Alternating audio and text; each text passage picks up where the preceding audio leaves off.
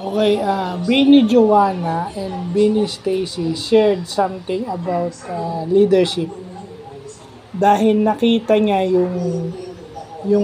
naging yung tensyon kung napanood nyo kahapon no dun sa PBB yung sa sa TV, no, hindi live stream yun, yung sa TV, yung sa prime time. Well, yun yung nasabi ko kahapon, nadudugtungan ko lang, lalagyan ko ng full context. Those are in groups, understand where Clarice is coming from. At it's very natural that leaders are pressured. No, pressured to win the task kasi para sila may budget. So if Bianca acknowledges na kasalanan niya yun, why is it Dustin can never understand that the way Bianca understand it? Yun yung mali. And then, some of you might say, kasi naglabas ako ng video na may nakita ko sa TikTok and then ilabas mo rin yung violation ni meron. Kaya nga 'di ba na sila, marami na silang violations including Clarice. Marami na silang violations lahat. Kaya nga Clarice step up, naghigpit ng konti. It's just like parents or teachers parang nagtatighten yung discipline ng ating mga teachers or parents sa atin dahil pressure, they are worried kung anong consequences yung pwedeng mangyari. So, lagay na lang natin sa ganun.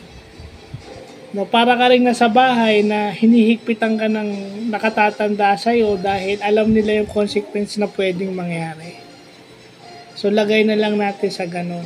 So, when Beanie Joanna and Beanie Stacy say na gets nila sigla, hindi ko maintindihan dito sa ibang mga tao rito, bakit hinahanap nyo na kailangan kausapin siya ng maayos? Maayos yung kausap, maayos naman na sinabi nila sa kanilang maghiwalay muna sila.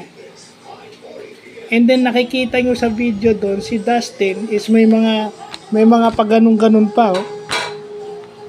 Si Dustin pa yung nakasimangot. So, if Bianca acknowledges it, nakasalanan niya yun, bakit hindi niya magawang yung collab team niya, kuno, hindi yun makita. Di ba? And Bianca even said sorry so many times dahil alam niya kasalanan niya yun. And kaya siya umiiyak is dahil nagigilty siya. Dahil siya yung isa sa pinakamaraming nasabing mali. Yon. Yeah, although hindi mo maalis sa isang tao na naging leader na ma-frustrate, pressured, ganyan. Hindi mo maaalis sa isang tao na biglang sasabog na lang dahil may mga taong hindi sumusunod. Parang nasa bahay ka na ikaw yung nakatatanda and then hindi ka sinusunod ng mas bata sa'yo, tendency is pagtataas ka talaga ng boses. Hindi ko maintindihan dito sa mga panang Pinoy Big Brother na kapag may love team at kinikilig sila, mas pinipili nila yung kilig. Kayo kaya ang magbigay ng pagkain sa mga yan. I think, Beanie Joanna said it best and Beanie Stacy said it best na yung Beanie is Joanna as leader of Beanie, sinusunod siya at siya rin sinusunod din siya ng Beanie members. Hindi overnight yon dahil matagal silang nagkakasama dyan mismo sa Pinoy Big Brother House nung nagte-training sila. Kung napanood nyo yung documentary ng Beanie, may time na nag-aaway din sila. So hindi overnight yung solid na samahan ng Beanie, yung 8. Yeah? So I think, kung talagang nanonood kayo, tignan nyo na lang yung sinasabi ni Beanie Joanna at saka ni Beanie Stacy. And then kung sasabihin yung nakakahiyang kinall out kayo, no. Every individual, pag na-call out, depende naman sa environment yun kung Marami, kung personalan, yun, hindi naman personalan yun eh. Sinabi lang na maglayo kayo para hindi na makapagsalita si Bianca. Si Bianca yung papagalitan. And ang dahilan niya is kasi sa kanila, laging siya yung nakikita. Well, wala ka nang magagawa doon kung ikaw ang lagi nakikita ng magulang mo. Your success can never be equated to respect. Hindi porket successful ka, hindi ka sisitahin. At hindi porket nagkaroon ka ng sariling business, nakapag-aral ka, hindi porket successful ka as an artist, successful ka as a restaurant owner, or entrepreneur, or restopreneur, maano mo na yun. Yeah, your parents would be proud of you, pero you can never equate that, or you can never equate or ipantayan dun sa pinapakita mo sa loob ng bahay.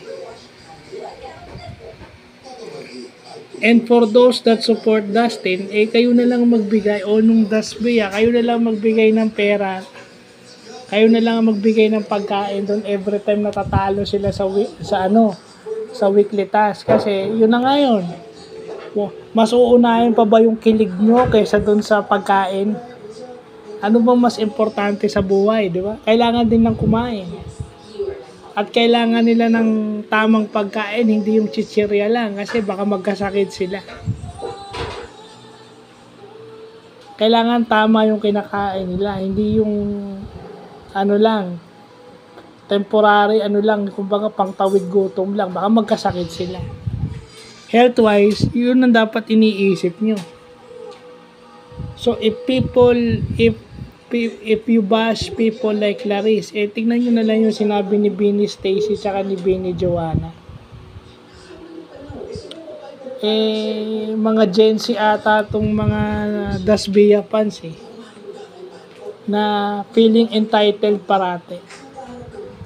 Nakikiosyoso lang naman kayo, hindi naman open environment yung PBB, closed environment yon. So pwedeng manita, pag task leader ka, pwede mong sitahin yung member, pwede mong sitahin yung housemates kung na-assign ka ni Kuya as task leader. Kasi kayo lang yun. Walang ibang nakikialam. And hindi naman personalan yun. Tsaka totoo naman yung sinasabi ni Clarice Parang 3 buwan na kayong nagliligawan dyan. Ilang oras lang kayo maghihiwalay, galit pa kayo. So, kung ganun hindi mo rin masisi mga parents, kung ganun ang tingin sa'yo ng parents mo, ibig sabihin, may something sa'yo na hindi maganda. Baka hindi mo rin makita na ikaw marunong sumunod sa magulang. Maaring matulungin ka, pero hindi mo nakikita yung gusto ng parents mo na pwede mong sundin kahit konti. Kasi lagi mong tinitingnan, lagi kang pinapagalitan. Masasabi ko yun. Kasi ganun ako. Pero ano yung sinasabi nila na pwede mong sundin at ano yung ipaglalaban mong sayo? So, yun lang po.